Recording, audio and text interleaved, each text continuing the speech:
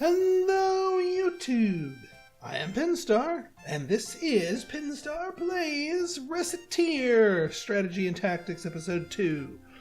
Yeah, this is sort of a half strategy and tactics and half, well, Pinstar Plays comedy hour. So in our last episode, we went through the tutorial and learned of the story between these two. So let's get a few more items in our shop, shall we? Now we could go back to the market or to our friendly business owner wholesaler dude, but we only have 136 picks to our name. That ain't much. So there's one other place we can go and get more wares. And if you saw my first video on this, you know exactly where we're going. The Adventurers Guild. Say, what is this place? This is the Adventurers Guild. The guild manages expeditions, I can read, with the various untamed wilderness areas or abandoned ruins near the city. Why would they be near the city? I mean, you'd think close to the city stuff would be explored? These areas are commonly referred to as dungeons. Without approval, adventurers cannot visit the dungeons, because the areas are so well controlled, yet they're unexplored. Ah, nuts! We can't just go into a dungeon and pick up everything. We see, we could do that, we could sell everything, we get at 100% profit, but so could everyone else, so there'd be no market for anything, and we'd never make any money, and I'd be homeless, so never mind. It's still a very good idea. A great many people have made fortunes that way. If you wish to do so, however, you must hire an adventurer. Hire? Can't I just pick anybody? The truth of the matter is a bit more complicated. The Adventurers Guild has a lot of lobbyists. There's a lot of rules. You can't hire outside the union. Even if you pay them, a few adventurers are willing to risk their lives simply for the benefit of a complete stranger. Oh, so we have to find a stupid one then. Indeed. You should be first to get to know a few adventurers and build up a certain level of trust with them. If all goes well, they'll give you a symbol of their guild membership. This usually takes the form of a card, although sometimes it's something less appropriate. With that in hand, we can bring an adventurer with us. So it's like they're inviting us to a dinner party! Yay! I like dinner! Dinner parties usually do not include blood-mad beasts and the slaughter thereof. Tempting to rip you limb from limb.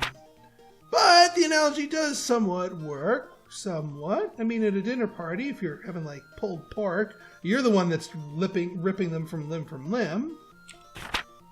Right, so first I need to meet an adventurer. Which for us should not be that difficult, yes? After all, we run an item shop. We should get a few coming in as clients on a fairly regular basis. Oh yeah! Well then, I'll do my best to get a dinner invitation. Indeed, just be careful that Recette is not on the menu. Beak. Huh? Something wrong? My brain started working again. That guy over there.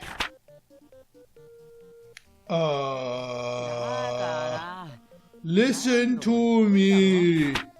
If I can't work, I can't get the money. And if I can't get the money, I can't get the items. And if I can't get the items, well, apparently I can't work. I hate catch-22s. Heaven. Heaven? Alright, well that doesn't fit the voice I've been giving him. Heaven. If I get... No. God dang it, I need a good voice for Louis. We're going to be seeing a lot of him. Heaven, thank you. No, I'm not giving him that voice. I am not doing that to myself or to you. I'll stick with Melvin. Heaven, if I could have a few things, at least visit the Hall of Trials.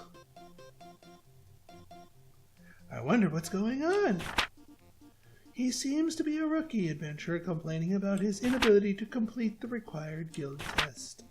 Test? Well, the guild hardly allows anyone in off the street. You can only work officially for the guild after passing a test. An item shop owner is hardly the only job with challenges. Bink! I have an idea. What? I don't think that quite deserves a what? Miss Recette. I do believe we have found our first adventurer. Wait, do you mean, Tear, wait, I don't want to eat him. Are we still doing the dinner analogy? I don't want to tear him limb from limb. Son of a... I burned what cash I had just getting to this city. I can't get around into the guild. I don't know. I'll even do for dinner money. Now I'm hungry. Great. Pardon me a moment. You there, adventurer with the seedy look. What you calling seedy?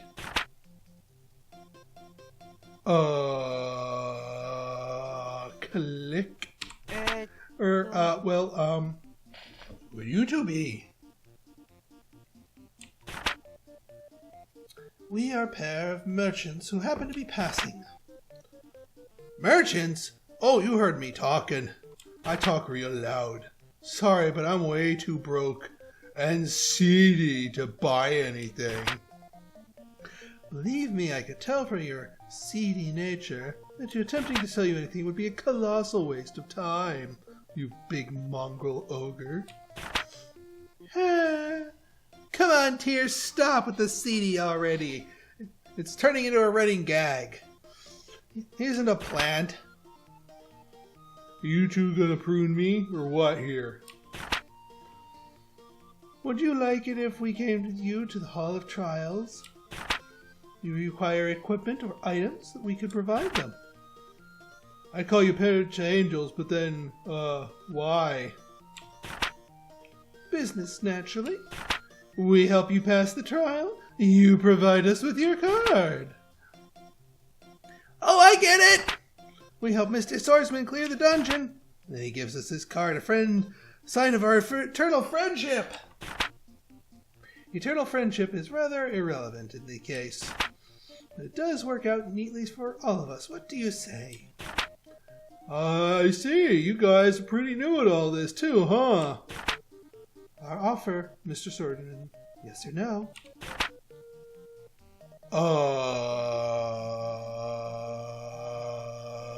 Yes. Alright then, heck. I got nothing to lose. Well, aside from my precious life anyway. Because, you know, life is precious and all that. That's what my mama said. Yayifications. Okay. I was reading it correctly the first time. Glad to meet you two. I'm Recette. Nice to meet you. I'm Tear. Call me Louie. Louie the Swordsman. Good to meet ya. Yes, yes. Now then, we will begin all the preparations for a dungeon visit, including a visit to the central market to pick up food and other restorative items. We'll then return here for you when we are ready. Alright, I'll be waiting right here. Restorative items. We don't need no stinking restorative items. We're that good. So he comes with a couple of bits of equipment, and yes, the first time's free. Take that one to the bank. But, and this goes back in, oh wait. Error. We gotta get that off the shelf. If we go to the Adventurers Guild, we can have him borrow our longsword. Now, we're not giving this to him, and it does take up a bag slot, so it's as if we picked it up, but we're providing it for him. But this way we can make sure he has it. Having a longsword on your first mission, and, well, every mission thereon, until he gets the equipment naturally, is a good thing. Because the more damage your weapon does, the more likely you are to get one-hit or two-hit kills on the enemies, and therefore the less likely you are to take damage as you go through the dungeon. So in a way, you know, your best defense is a good offense. So always prioritize the highest quality weapon for your adventurer of choice for whatever is available at the time. At this moment, the longsword is the highest damage bit of equipment that we can give him. So give it to him, we shall. Or at least lend it to him. Alright, time for the Hall of Trials.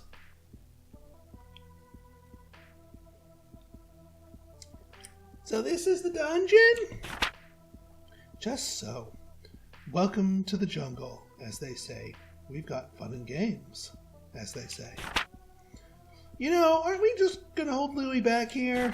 I mean, I'm not a monster slayer. I'm scared. The two of us are perfectly safe. There's a protective field around the two of us, even though you can't see it. Just trust me on this one. We're good. To the monsters, we may as well be invisible. They're not programmed to see us. Really? That's amazing! So Louie's perfectly safe too, then? Not quite. Aw, why not? Well, because then the game wouldn't have any challenge and this whole section would be pointless. While in the field, we do not need to worry about monsters. But this is accomplished by making us virtually intangible to everything inside this place. We cannot directly manipulate nothing. Wait, what? We can directly manipulate... Oh, we can directly... I was about to say double negative, but I was the one that messed up the reading. Wait, we can't collect things? Why are we here then? That's why our adventurer remains outside the field. Oh, I see. He'll pick stuff up for us. That still doesn't answer my question as to why we're here. Should our adventurer be injured, we can place him in the field and retreat. Ah, okay, that makes sense. Since we must carry him back, however, we can take very little else with us. Even though we could just keep his backpack on him and drag that with us too. One item at most. So even if we run into trouble, we don't lose everything? But wait, I thought you said we can't... Yes, I will elaborate further if need be later. I'm still making this stuff up. Please don't drill me too hard. Naturally, if we get out safely, we can bring as much as our bags will allow us to carry.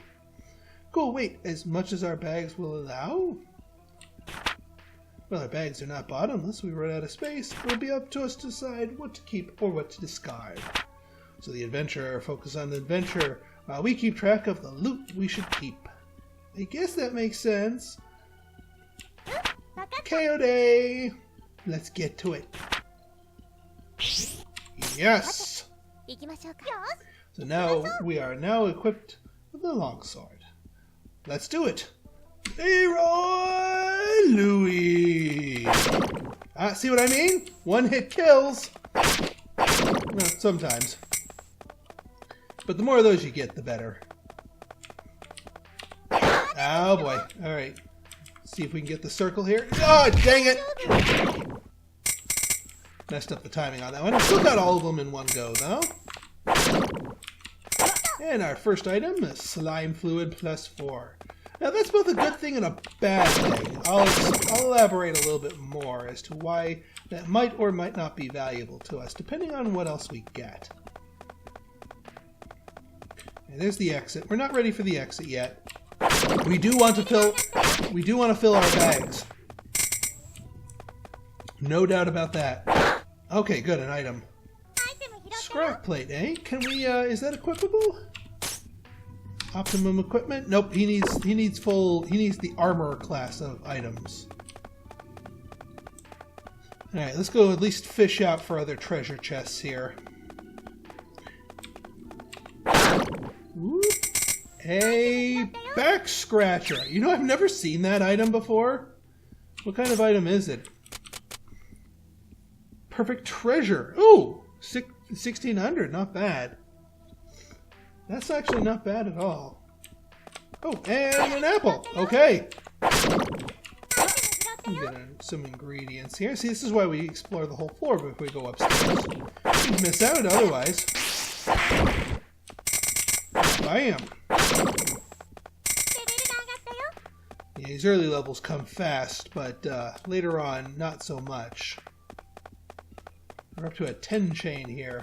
The whole idea of the chain thing here is the more often you kill the same class of monster, the higher your chain goes. The higher your chain goes, the more experience points you gain from killing the monster.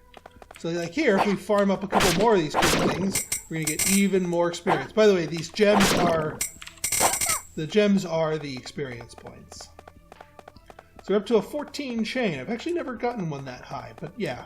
But we're not going to fart around here any longer. And it does reset your chain when you go up to your next floor. I normally don't pay too much attention to them. If they happen, they happen as a sort of a... That was a waste of a grid! Yikes! They usually happen as a happy accident. I don't specifically try to kill myself to engineer them.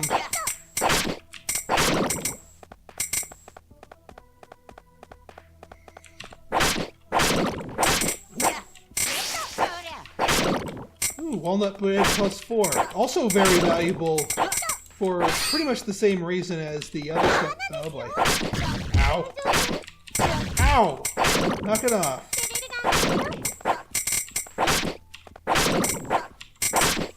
Come here. Alright, there we go.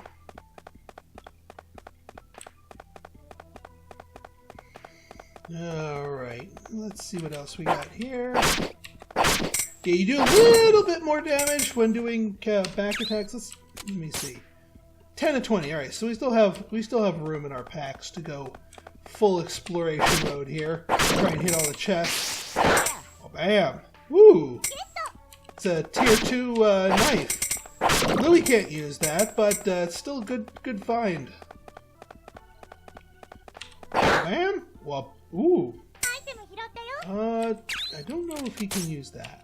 Nope, he can't. He still needs the proper armor. That's tier 2 clothes. So we're actually getting some worthwhile items here. At least as far as the first dungeon goes and the early game goes. Ow. Not so much with these vanilla slime fluids. Although I seriously doubt slime fluids taste like vanilla. They look like more of a raspberry. Ooh, or cherry. Maybe that one tastes like cherry. Cherry's actually a really good item to get too. That's a pretty decently... Oh, clothes +1. Now those are just the normal tier 1 version of clothing. Alright, no other chest to open, so let's head for the exit. We'll kill the respawns. Bam! I do like the crits in this game. They are very satisfying. Alright, third floor, going up.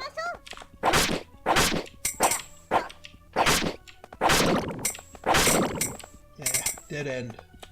Curses. Curses you all.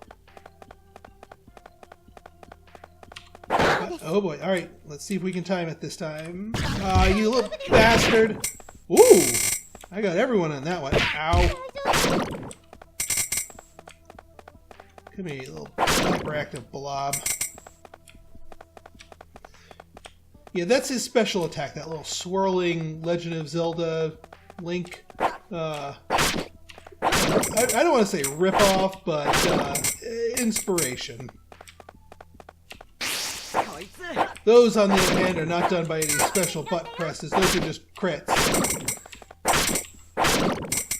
If I could control when those happen, I'd be doing that on every swing.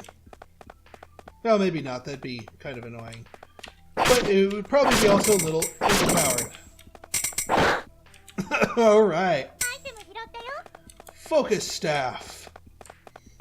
I guess they hadn't invented Adderall yet. Oh, that's it? Okay. Yeah, concise room. Fair enough. Alright, one more regular floor before we reach the end. Woo! Bam! Ooh! An iron armband.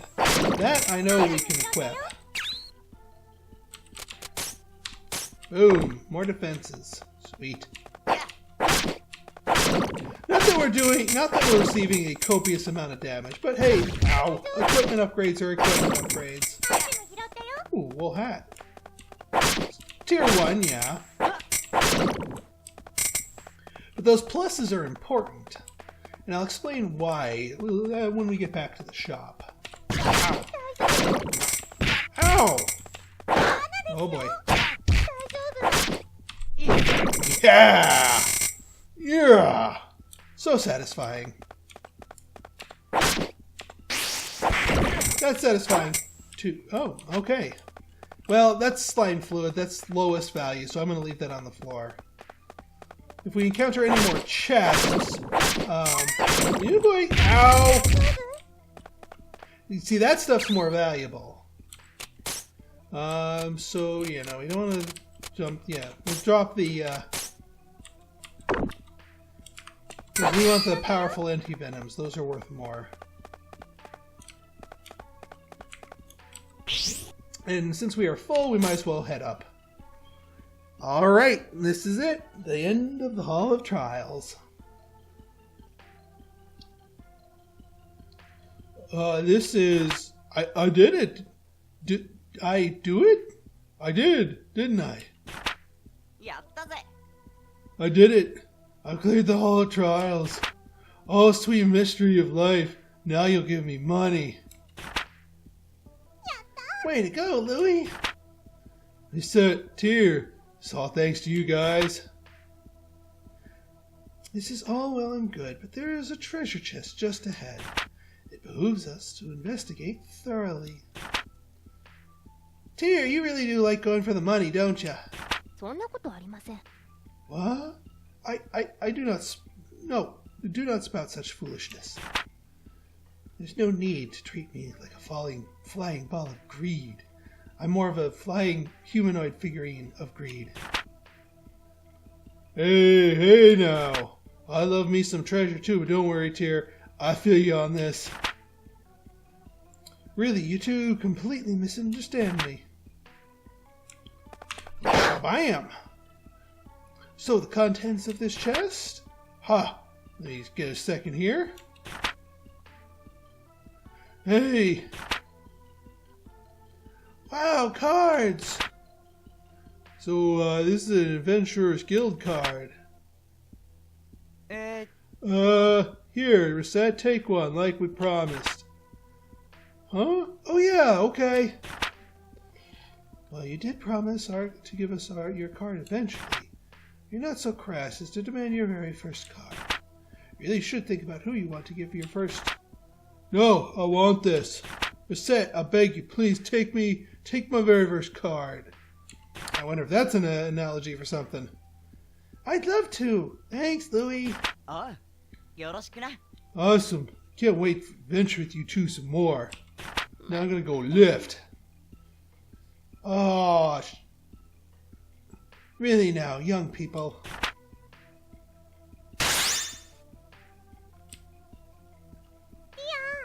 Hey, Tear. What's this thing that just showed up? Ah, yes, that. It's commonly referred to as a goho. What goho?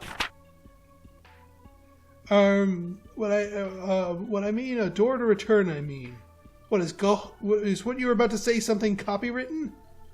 I'm assuming she was saying go home. But I don't know what she was cutting herself off for. A go home door would work as well. If you enter that door, you can return to the town in an instant. This one appeared because we have cleared the dungeon. But they are often encountered during normal exploration too. I believe they usually appear roughly every 5 levels or so. Wait, if we take this back to town when we're halfway in, will we have to start all the way at the beginning again? Not at all. You always head back to the floor that had a door on it. In fact, you do not use the door, you do have to use the restart. So if you find a door, we should always use it. Almost always. We need to rest or unload, then we should use the door. Remember though, returning home takes time. Furthermore, leaving ends your current contract with our companion, and we would have to rehire him or choose a new one. There's something specific in a dungeon you desire? Simply ignore the doors and press onwards. Farm those items. Grind on them even. Alrighty then, I think we can go home now though. Quite so. Oh, just to be sure, in the future, please refer to referring this to as going home. Yes. Okay. Yes. No. Seriously. Why? What is your what is your problem with calling it a go home door? Seriously. I mean, unless that's an analogy for something inappropriate. Alright, so that took up 2 units of time. Let's get our butts back to the store.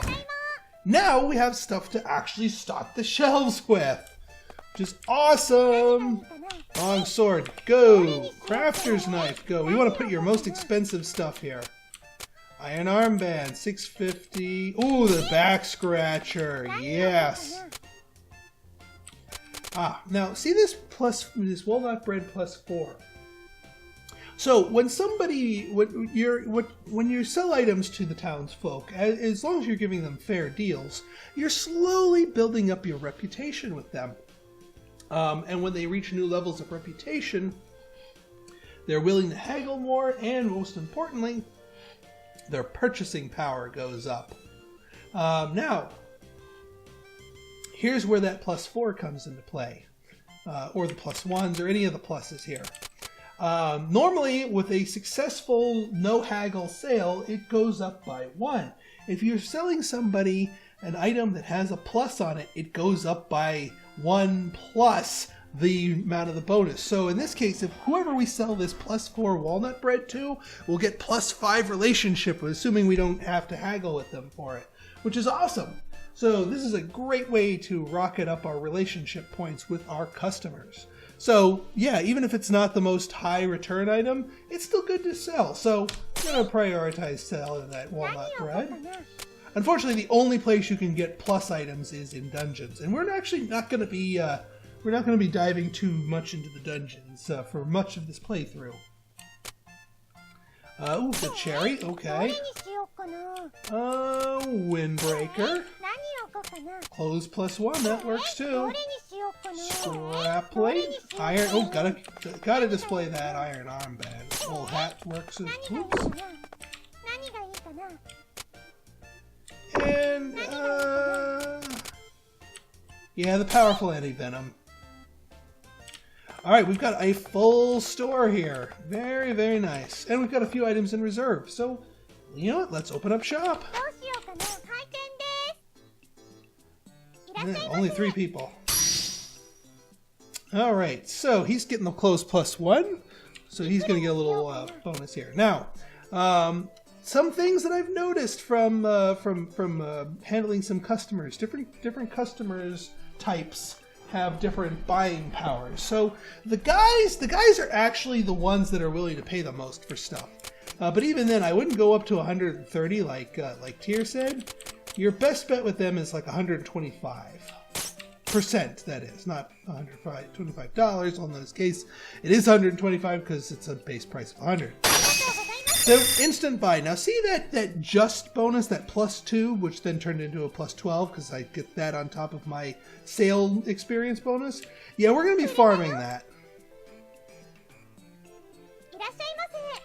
Alright, he wants the longsword, that's fine.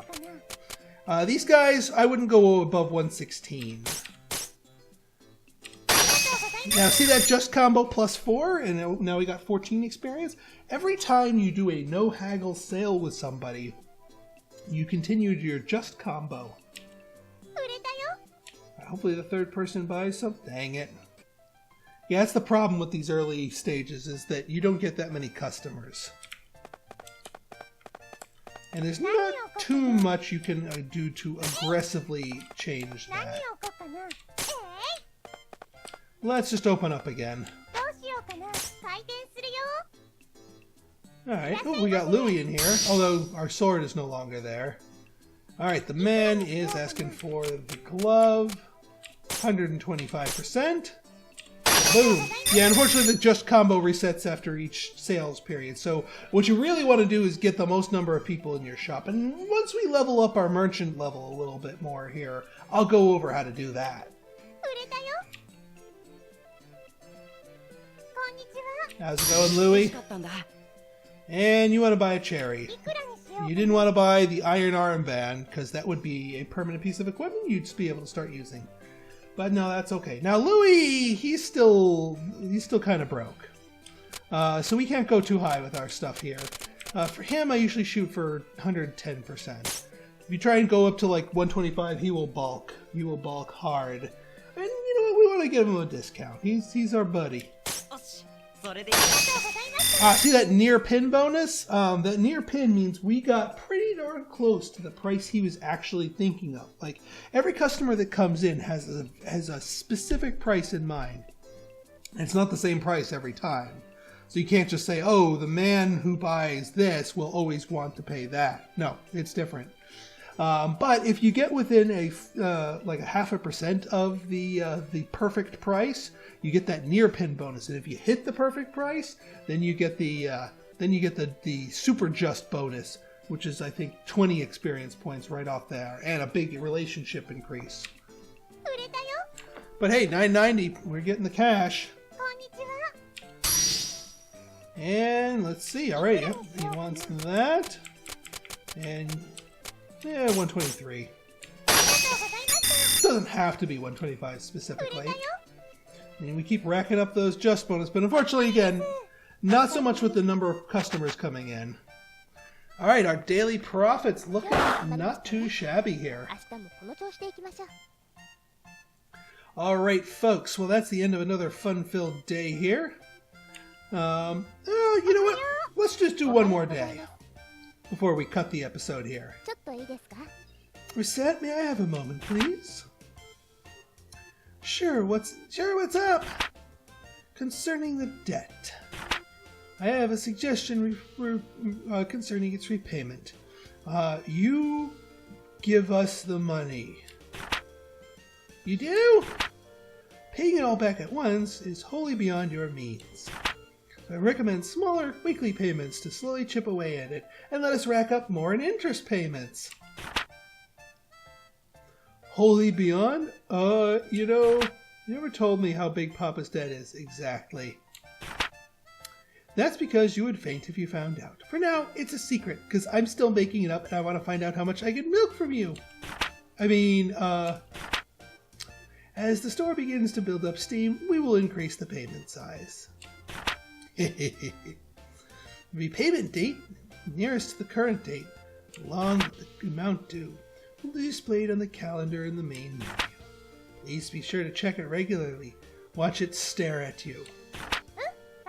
Okay, I'll keep an eye on it.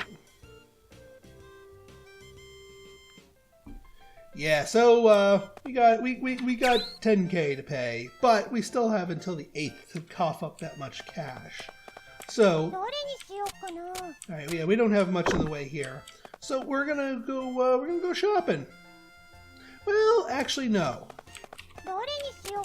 I want to get up to merchant level 2 before I go shopping. So let's open the store. Yeah, I know the counters aren't full, but we still have plenty of things here. Oh, 4 people came in. Alright, looking for just the vanilla. Nope. Yeah, just because I say you can go to a specific price point doesn't mean they won't buy it above it, but there's a chance that they'll start haggling you down. Ah, the little girl. Ah, looks like we're going to be friends with her. Yeah, she doesn't have a lot of money, so 113 for her. Level up! So yeah, she got +5 relationship there. And he wants the windbreaker, even though he can't use it in the dungeon. 110 for you, my friend. One more buy? Dang it. There we go. Now that we're merchant level 2, you developed a basic understanding to sell things to people and not drive them from drive them to burn the shop in anger. Yipper, easy as pie. No angry mobs here. Being a truly great store owner involves more than just selling things, however. There are times when people want to sell items to you as well. Really? Yes, it's known as vendor trash. I suspect we will be getting such offers soon. But I already buy stuff from the guild and the market. Why should I worry about buying stuff from the customers? I don't want to buy it. There's one major difference between a guild or a market purchase and a purchase from an individual. Individuals do not have to set prices. In other words, we can scam them out of it. You can haggle them as you do with selling. Haggle down, that is. Oh, I can get stuff really cheap. That sounds like it'd be pretty hard. Fundamentally, buying and selling are not that different. The customer shows you what item they wish to sell, and then tells you to set a price and then perhaps negotiate. Obviously, you wish to pay less than the base price of the item. Okay, so buy low, sell deer, right? Do I want to sell deer? I don't think the store would do well with venison. Just so. That is a very core of a successful business. Now then, shall we practice? No! No more practice! The fundamental procedure is the same with selling. Kaio! Welcome to Recettear. Oh, for Pete's sake. You buy this from me. Okay, I need to name a price lower than the base. Think press down. Come on, me, you can do this. What should I set it to? $1. No, this isn't The Price is Right. Although, ironically, that's what this game kind of is. Excellent, this is a good price level. I'm going to aim for just over 50%. Now then, let us practice haggling over the price a little. The concept is essentially the same as selling something. Now that you have offered a price you believe to be fair, adjust your offer until they agree to sell you. Okay. Oh, you know what? I've skipped this tutorial. You guys seen enough tutorials. I do not want to bore the audience. But now we are level 2. So, let's go buy some stuff. Ooh, the chapel is glowing. Recettear, you come from a finance company, right? What on earth? Yes, that is right. I work for Term Finance. So you're employed by them, right? What's it like? No, that's not quite accurate. I was contracted to Term through another organization, because by making me a contractor, they can pay me as a 1099 employee, and therefore skirt around a lot of the labor laws that are meant to protect normal W-2 workers. Thus, I'm not really an employee per se. You're just contracted? I'm surprised. You seem so... It's not that surprising. Almost all fairies in human society belong to a very specific contract agency. They have the market locked down. None of us can get real jobs. They'll just burn our houses if we try.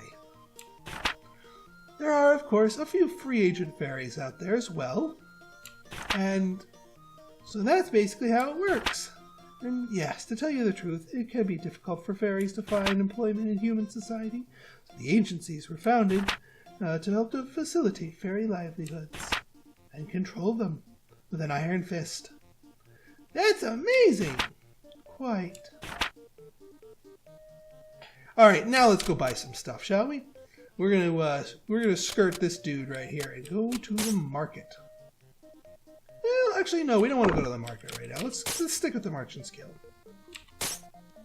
Alright, long swords are still out of stock, unfortunately, which means we can't put one up for sale from Louis to buy. But we can sell some other stuff. We sold that crafter's knife, didn't we? Magician's staff. We still have one of those. Ooh, a longbow. Iron spear. Yeah, we want to get the top-notch stuff here. Ooh, iron armor.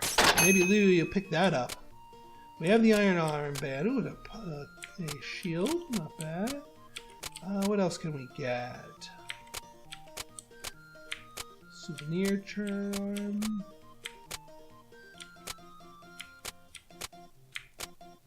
280, 350. There we go. A laundry pole. That's better. cow, it's late! Time seemed to fly by today. Speaking of time, I plan on doing some mild schedule management for you from now on. To ensure that you are working in an effective manner to pay back the debt. Schedule management? Oh, you mean like cracking the whip? Quite. First, I have broken the day into 4 time periods. Morning, afternoon, evening, and night. What you can do and how much you can do depends on the time of day. Hey, yeah, that clock's been broken up there into 4 areas. Also, that kind of looks weird for a clock. And why is it going counterclockwise? You just called it a clock. Why is the dial going counterclockwise? This makes no sense. Think of each part as a slice of time. A slice! Like a pie. Indeed, I thought you would be able to keep your attention if I made it similar to some sort of sweet food. Because that is your only motivator. So, there's a morning slice, and then I eat the pie in the afternoon. I'm getting hungry. Anyway... Now to explain in detail. Generally, you can only act between morning and night. When night ends, you need to get to bed. Trying to run a shop while sleep deprived is unpleasant, so... I'll close up when it gets late. You essentially have 2 options for each slice. You can either open the store for a time, or go about town on business. You cannot do both at once, so decide in advance what you need to do. Be clear, opening a stop will consume a slice. And returning to the store after going out, regardless of what you actually do, will also consume a slice. But what keeps eating my pie? What if I go to the plaza and then to the chapel? You can get around town easily enough and avoid consuming a slice with each move. Only when you return to the store will the clock advance. So in that case, I should do a lot when I leave the shop. Yes, that would be a good attitude to take. Now, there's another vital element, leaving town altogether. Visiting a dungeon will consume 2 slices, no matter what. It takes that long? So if I go in the morning, I'll get back in the evening? That is precisely how it works. Thus, you can only leave for a dungeon at an early point in the day. If it is night, or you have done something else that evening, you cannot go. Of course, if I did go, I'd get back real late, right?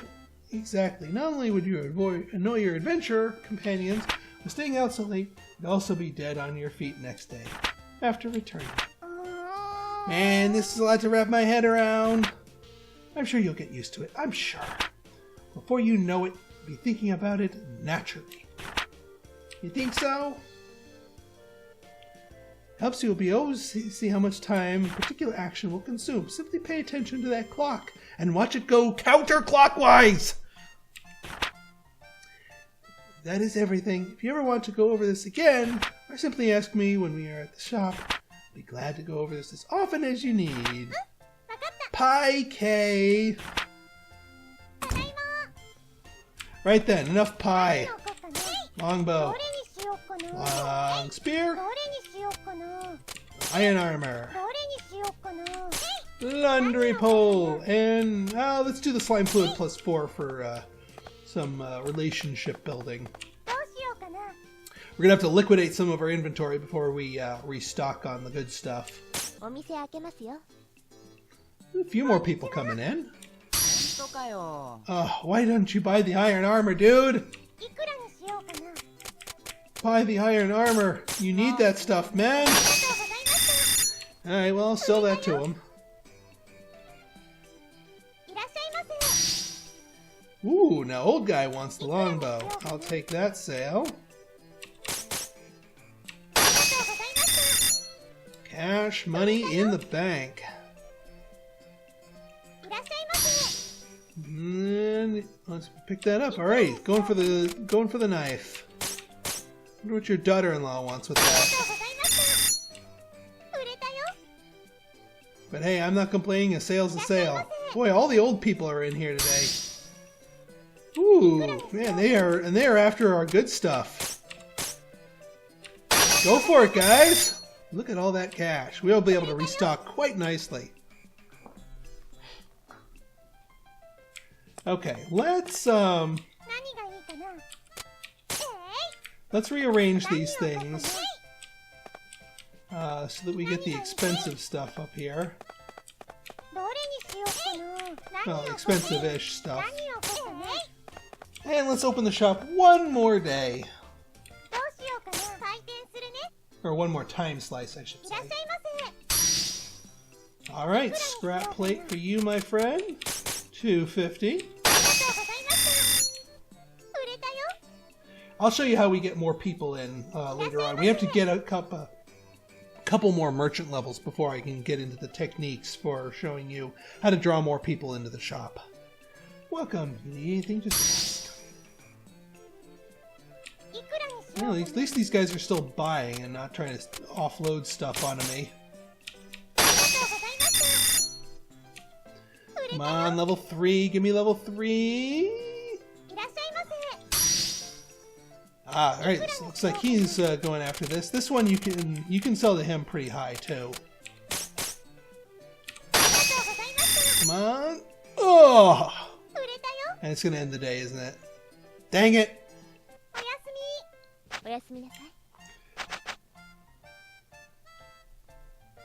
Well, still, we exceeded expectations, so things worked out nicely. Alright, folks. So if you like this episode and you want to see more like it, go ahead and hit that like button, hit that subscribe button, and leave me a comment, good, bad, or indifferent. Your feedback is always welcome. So until next time, this has been Pinstar signing out. See ya.